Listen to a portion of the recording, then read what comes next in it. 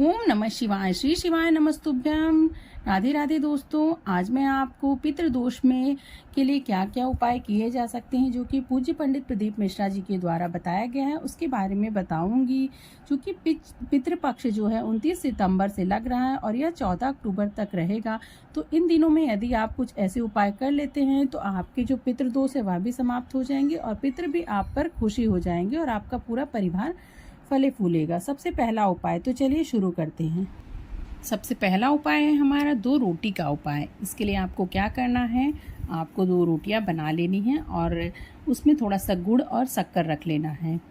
और जो बनाई हुई रोटी है उसमें सबसे पहली रोटी जो आप बनाते हैं उसे गाय के लिए निकाल देना है और जो सबसे आखिरी रोटी बनाते हैं उसको कुत्ते के लिए निकालना है। और दोनों ही रोटियों में आपको गुड़ या शक्कर रख करके खिलाना है। और कौवे को भी आपको दोपहर का जो भी आपने मीठा बनाया है, कुछ भी खाने में बनाया है, तो वह भी खिलाना है। यदि आप नियमित रूप से 29 सितंबर से 18 अक्टूबर तक यह उपाय कर लेते हैं तो गुरुजी ने बताया है कि आपके घर में जो भी पितृदोष हैं या फिर आपके पितृ प्रसन्न नहीं है, घर में लड़ाई झगड़ा कलह अशांति बनी रहती है, तो आपके द्वारा यह अपनाया हुआ उपाय कर लेने से सारी खुशहाली आपके घर में आ जाएगी। दूसरा उपाय है, काली तिल को आपको लेना है और 1 लोटा तांबे का लोटा लेना है, उसमें काली तिल को मिला लेना है और 2 सफ़ेद पुष्प ले लेना है।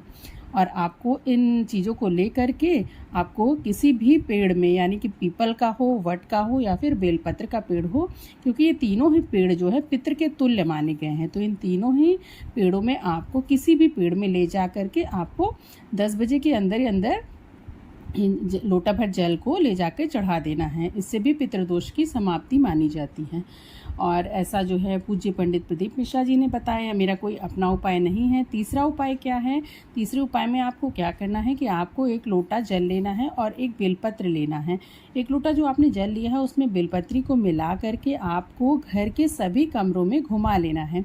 और उसके बाद आपको बाथरूम में इस लोटा भर जल को नहीं ले जाना है। घर के कमरों में घुमाने के बाद आपको परिवार के जितने भी आपके घर में सदस्य हैं सबसे इसका स्पर्श करवा ले, इस लोटे का, इस कलश का स्पर्श करवा ले और महादेव के मंदिर में चले जाएं। मंदिर में जा कर के शिवलिंग के सामने उत्तर दिशा में मुख करके शिवलिंग के सामने, जलाधारी के सामने खड़े होकर के कुंदकेश्वर महादेव का नाम लेकर के यह जल छोड़ दें, जिससे आपका पितृदोष समाप्त हो जाएगा।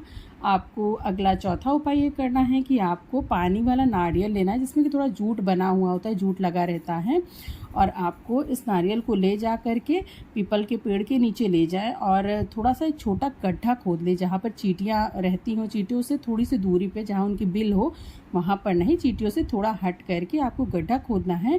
और उस नारियल जो आपने जूट वाला नारियल पानी वाला लिया है उसको ले जा करके पितरों का स्मरण करके, जो भी आपके घर में कलह व्यास बाधाएं, जो भी आपके यहाँ दुख हो, तरक्की ना हो या फिर लड़ाई झगड़ा ज़्यादा हो, तो उन सब समस्याओं का नाम लेकर के आपको उस जो जूट वाला नारियल है उसको उस गड्ढे में, जो आपने गड्ढा खोदा है उसके अंदर उसको दबा देना है, माना जाता है। और पंडित प्रदीप मिश्रा जी ने भी बताया है कि ऐसा करने से आपके घर के जो भी पितृदोष है वह समाप्त हो जाएंगे।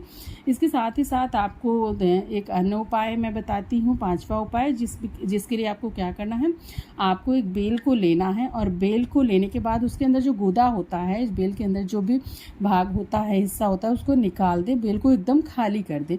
उसमें थोड़ा सा आटे की टिकरी, जैसे आटे का थोड़ी सी का लोई बना ले और उसका छोटा सा सेक ले, रोटी के नुमा, उसको सेक करके उसमें शक्कर मिला लें। और उसके बाद आपको अमावस्या के दिन, यानी कि जो पितृपक्ष में अमावस्या पड़ रही है उस दिन आपको उसमें यह करना है कि आपको बेलपत्र में के जो बेल है उसमें आटा की टिकरी को और उसमें शक्कर को मिला करके अमावस्या के दिन अपने पूरे घर में घुमा लें, बाथरूम को छोड़ करके। उसके बाद आपको घुमाने के बाद घर के पूरे परिवार के सदस्यों का स्पर्श करा करके पीपल के पेड़ के नीचे ले जा करके उसको कहीं भी गड्ढा खोद के गाड़ देना है, ऐसा मान्यता है। और प्रदीप मिश्रा जी ने भी बताया कि यदि आप यह उपाय भी कर लेते हैं तो आपके समस्त पितृदोष समाप्त हो जाएंगे, आपको और कुछ करने की आवश्यकता नहीं होगी। साथ ही साथ आपको मैं एक अन्य उपाय बताती हूँ। नवरात्रि से पहले जो भी अमावस्या पड़ रही है उसमें आपको क्या करना है कि चावल ले लेना है, कटोरी भर चावल ले, उसमें कपूर के कुछ टुकड़ों को डाल लें और कपूर के टुकड़ों को डाल करके उसको जलाएं। और यह क्रिया आपको घर के बाहर करनी है, घर के अंदर नहीं करनी है। आपको चावल में कपूर के टुकड़े डाल करके उसको जलाना है और अपनी जो भी कष्ट व्याधाएं हैं अपने पितरों का स्मरण करते हुए घर के दरवाजे के बाहर आपको उसको जला देना है। जो जला हुआ चावल है आपको उस चावल को बाहर ले जा कर के जहाँ पे पक्षी हों या फिर कोई ऐसी जगह हो पेड़ वेड़ के पास, वहाँ पे आपको इसको ले जा कर के डाल देना है। ऐसा करने से भी आपके पितृदोष समाप्त हो जाएंगे।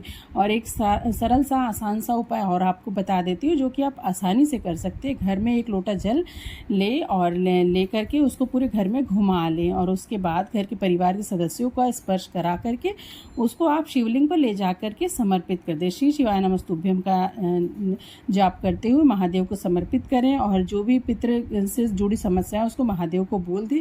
माना जाता है कि माता पार्वती का जो है वो स्वयं ही पितृलोक तक यह जल भेज देती हैं। तो मतलब आपके जो भी पितृ दोष होंगे वह माता पार्वती स्वयं ही समाप्त कर देंगी।